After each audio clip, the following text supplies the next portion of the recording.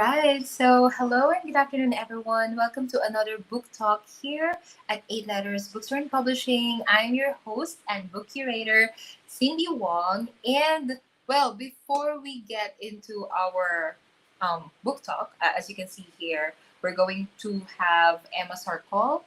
We'll talk about her book, Love Emma. Before we get into that, I just want to make sure that you know what's gonna happen with Eight Letters in the coming months. So maybe if you've been tuning in, you've heard about the Philippine Book Fair, the Hong Kong Book Fair, and the Manila International Book Fair. Like these are the three book fairs that we're joining this year. So we're very, very proud of that. And we're looking forward to see you guys in these book fairs, okay? So we'll have our authors there, and hopefully we get to see you as well. Anyway, if you've been tuning in, 30 minutes ago, we had another book talk featuring Thesis It by Dr. Jasmine and Rich. Uh, yeah, so that's one of the books that we wanted to highlight this week. So it's if you're into research or if you're going to start your thesis soon, this would be the manual for you. Okay, so I would categorize the books that we have for today under the Good Street imprint of Eight Letters. So, all right, let's move on. Moving on, this is a memoir, by the way, by Emma Sarcol. Let me read a little bit of introduction about her first before we get her on stage. So, Emma, a young international volunteer. Yes, so we're having an international honor today. Yeah, right. So she lands in Cebu City with no idea what's in store for her. Armed with little more than a frozen Elsa dress and a taste for adventure, she blunders her way through the intricacies of life in the city.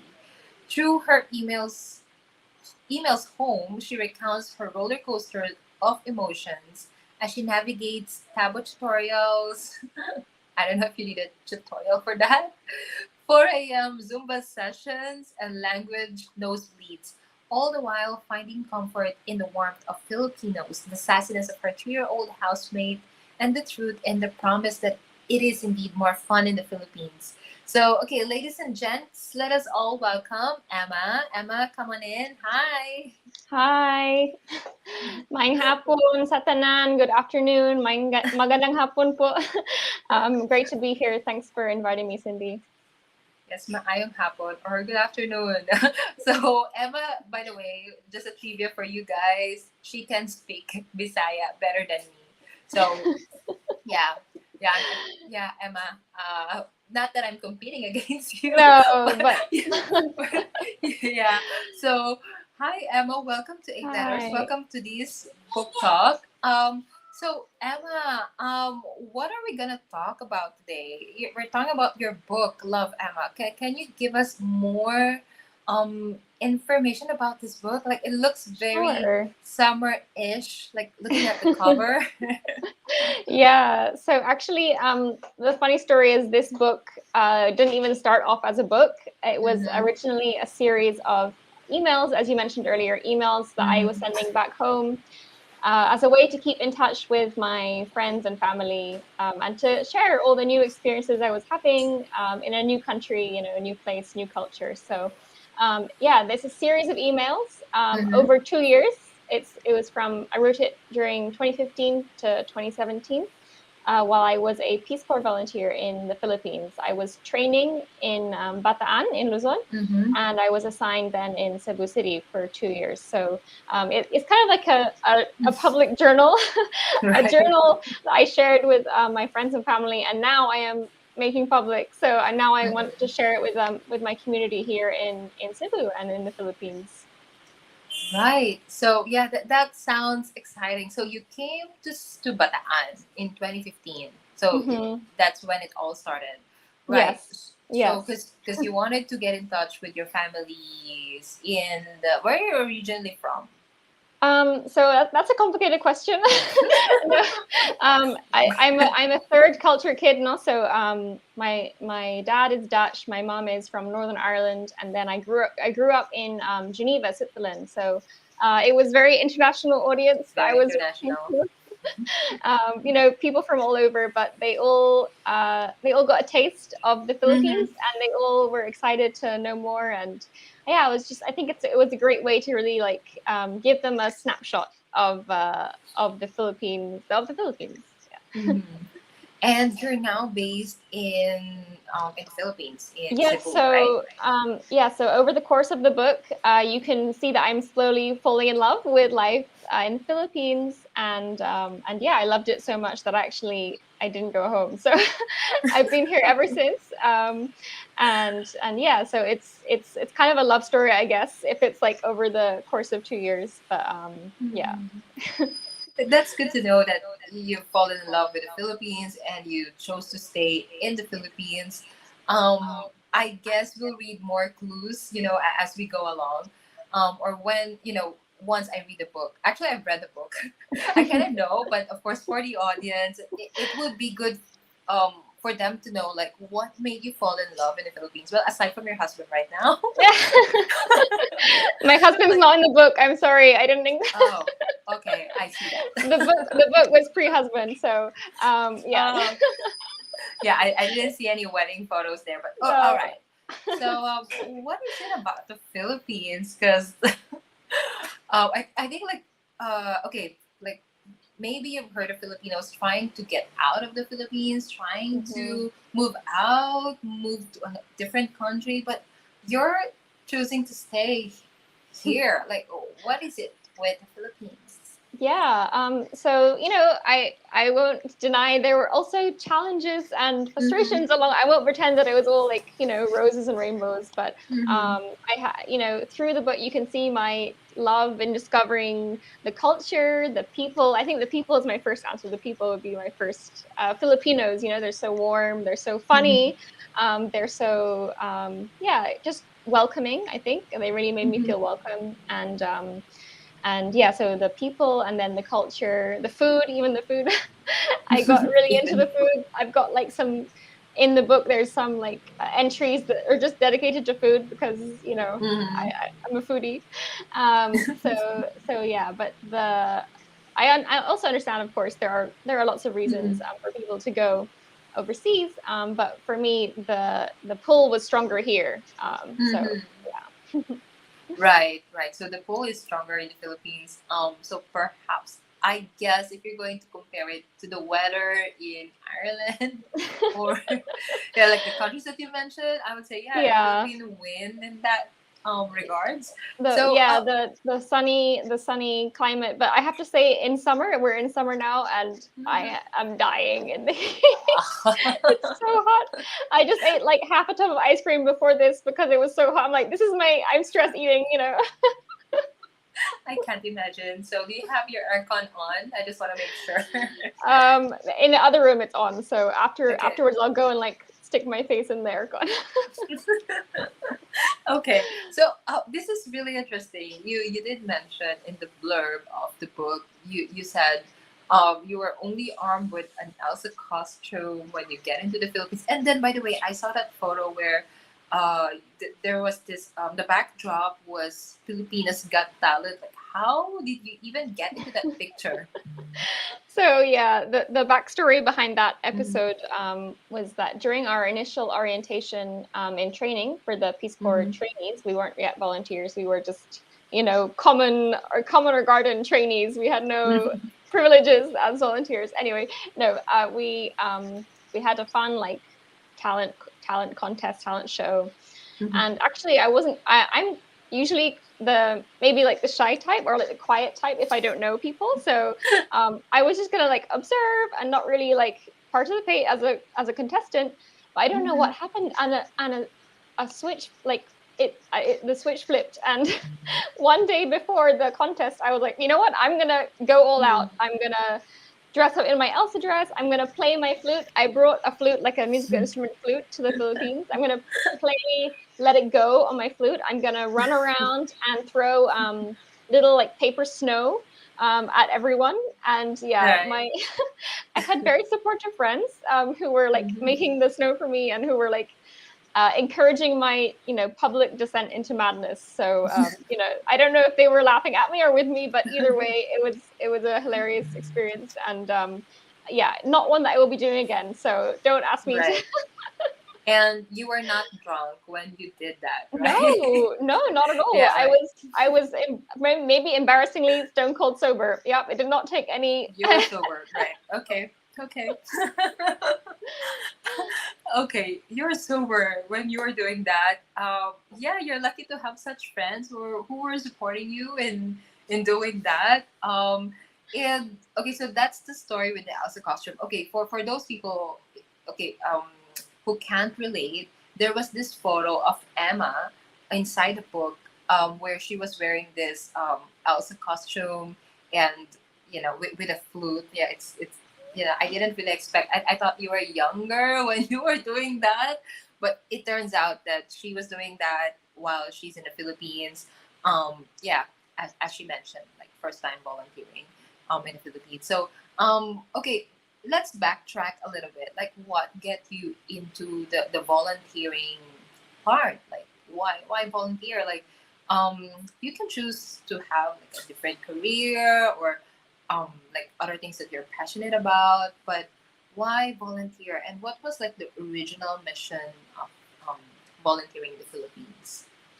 Okay, so the original plan was, after graduating from my bachelor's degree in the UK, I thought, I was looking for jobs, and all the jobs like wanted 2 years experience in developing countries. I was looking at jobs in like global health, so for international organizations, and they all wanted 2 years of experience in developing countries. So after I did my master's, I thought, my mom actually found the Peace Corps. I didn't even know Peace Corps existed. So my mom found this opportunity, and she said, "Oh, look, and this is 2 years, literally what I needed, according to all these jobs, 2 years of experience." So the initial idea was to finish up my 2 years and then, go apply to all the jobs that I've been looking at previously. So obviously, things didn't really go to plan. Right. But yeah, that's the backstory behind the volunteering. And actually, for the Philippines, at the time, Peace Corps is a U.S. volunteering organization, and they have programs in so many countries. I think 60 to 80 countries. And you could be placed anywhere. At the time, you couldn't choose where you're going. You could just say like which region you don't want to go. So I was actually interviewing, and they said, the interviewer told me like, "Oh, we'll put you in West Africa because you speak French and you're interested in health." And then when I got my invitation letter a few months later, it said Philippines. I was like, "I don't think Philippines is in West Africa." So it was very unexpected. I was even going to say no, because I was just didn't have that expectation. But then, through wise counsel from loved ones, and also from my professional mentors, they said why not? So that's that's how I got here. And now you're here. I think this is also a good chance or a good opportunity to tell you guys who just came into this live that this is Love Emma. I'm showing the cover of the book. It's 595 pesos only. Ebooks will also be available on Amazon. So that's Love Emma. You can get it in our bookstore, so 8lettersbooks.com. And yeah, we'll provide more information on where to find the book. So it will be distributed nationwide, that's for sure. Yeah, so grab your copies while you're still here. And if you're in Cebu, you can get it signed by Emma. Okay, so all right, Emma. I think I'm ready for this writing journey question. So, Sure. like, what made you think of writing? I mean, okay. Obviously, these emails were meant to your family members, but like, why compile it in a book? Like, why write this book? What would be the reason behind it? Yeah. So it's funny because as a kid, I always dreamed of becoming an author. I loved books and writing. So when the chance came to kind of compile all the emails together into a book, it was just supposed to even just be for like close family or friends. Mhm. But then I thought, why not share it with the people who inspired it, with the people who, contributed so much to it without knowing, and so, yeah, it's just, this is also my way of saying thank you, my way of showing my appreciation for the people of the Philippines, and yeah, to hopefully give you a laugh as well, because there's many embarrassing moments in the book, and just funny instances. So yeah, it's my way of giving back, hopefully, to the people who gave me so much.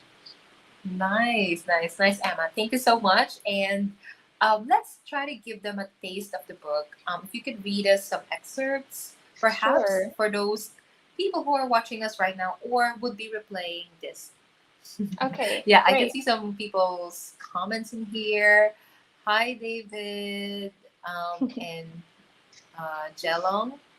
Yan, maayong hapon. And we also have, okay, who else are in here? Christy Earnshaw. There you go.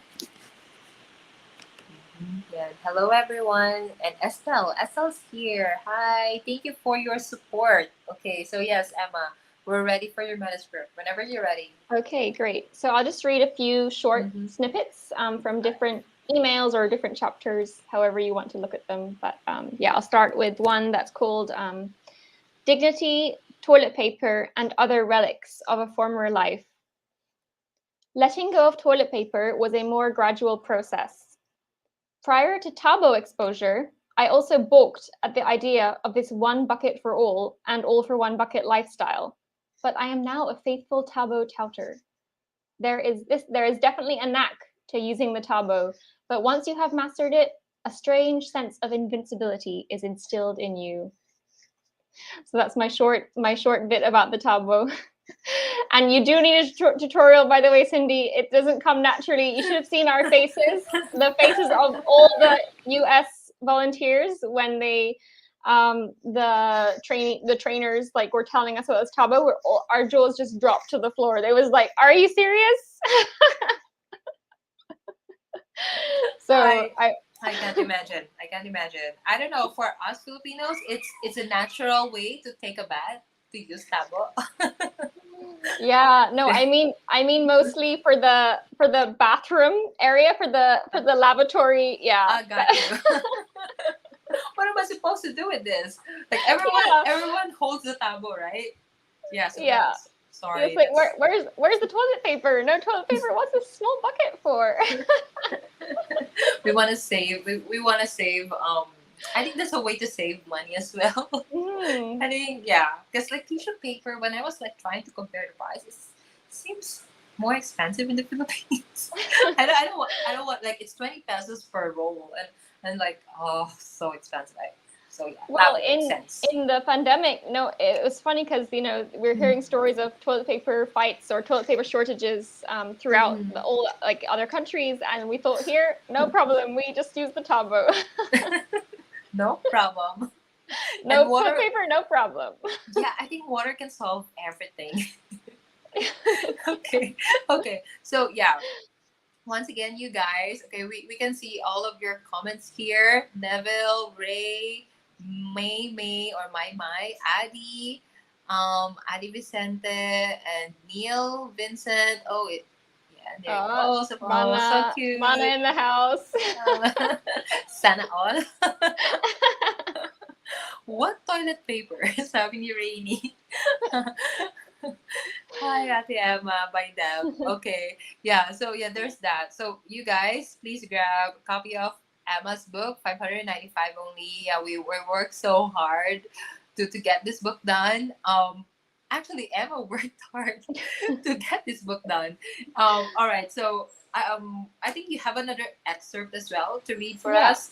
Mm-hmm. Yes. I think so if you can make it longer, because I felt like I okay, needed sure. more of that.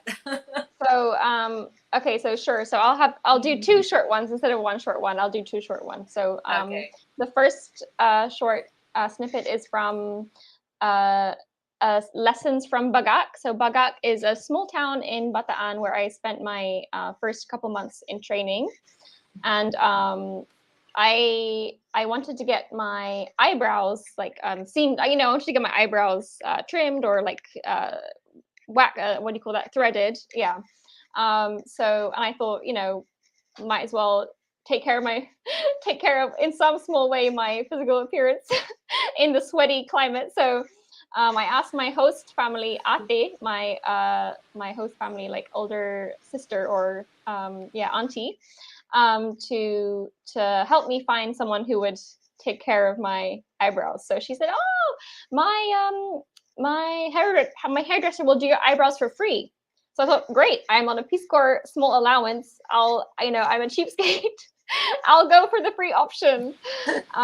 So this small extract is from when I got home and I looked in the mirror. Okay, so this is a very delayed reaction.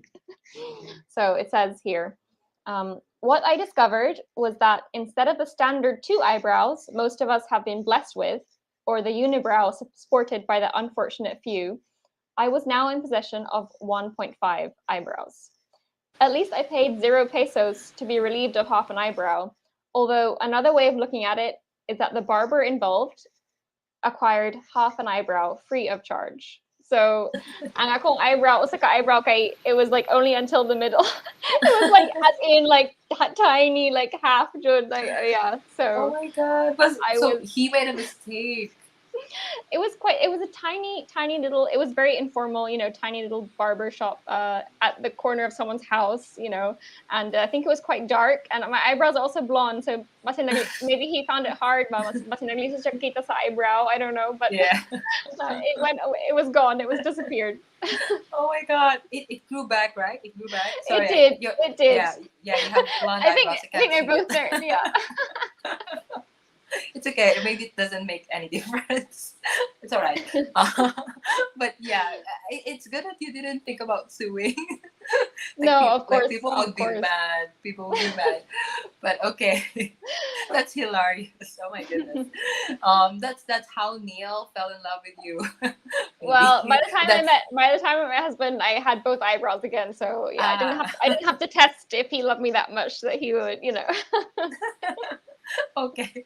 Oh my God. So So save the best for last. So we're ready for the third excerpt. Okay. So this is slightly an interesting investigation because one girl sent herself like a box from the US. She sent herself a big balikbayan box, and it had like bike helmet, different like toiletries, shampoo, I guess things that she thought she would miss while she was in the Philippines. So she sent herself stuff from the US over here. By the time it arrived, because the balikbayan takes a few months, so she had actually already left because she thought, okay, it's not for me, I'll just go home. And so she had told us like, oh, you just help yourself to whatever's in the box, it's all yours, go for it. So one day we got my group got back into the headquarters like a little bit later than other people, and when we got there, they said, oh, stay away from that box because people are getting sick after going through the box, and like they were eating the snacks and people are getting sick, so we don't know it's like a biohazard or what. So we're like, okay, that's weird. So anyway, we didn't think anything of it, and we continued with our scheduled it was like an alcohol and drug seminar that we had to do this HQ, so we all attended the seminar, done. And then later it was found out some of the volunteers who ate the snacks, or ate these cookies, were actually so sick that they went to the hospital. So when they analyzed the cookies, the ginger snaps, they found actually that they were drugged. They contained THC and benzodiazepines. So it was we weren't really. Yeah, so I'll just read the short extract. So okay. It later came to light that the ginger snaps were indeed the source of the problem. They contained THC and benzodiazepines. I suspect that the hospitalized cases were a demonstration of the dose-response relationship. One patient confessed to eating 13 ginger snaps, which seems excessive, even to someone who is fond of ginger snaps. So this poor chap ate 13 of the cookies, and he really did not have a good reaction. So Right. He's still alive, right? yeah, they were fine. They were fine, but it was a very big scandal, especially with the kind of political aspect as well. So Right. it's now a running joke. Whenever I see there's a shop here, I don't know if you have it also in Manila, but it's like a kids clothing shop called Ginger Snaps. Mm-hmm. And whenever I see it in the mall, I'm like, oh my god! I just think of it every time. So Oh my goodness, is that in Cebu? it's just a shop, but it reminds me of Okay. the incident. Oh my god. All right. So, okay, I hope you guys can relate. I hope that won't happen to you in the future. But yeah, that's such an experience. I'm sure there will be a lot of like hilarious stuff happening.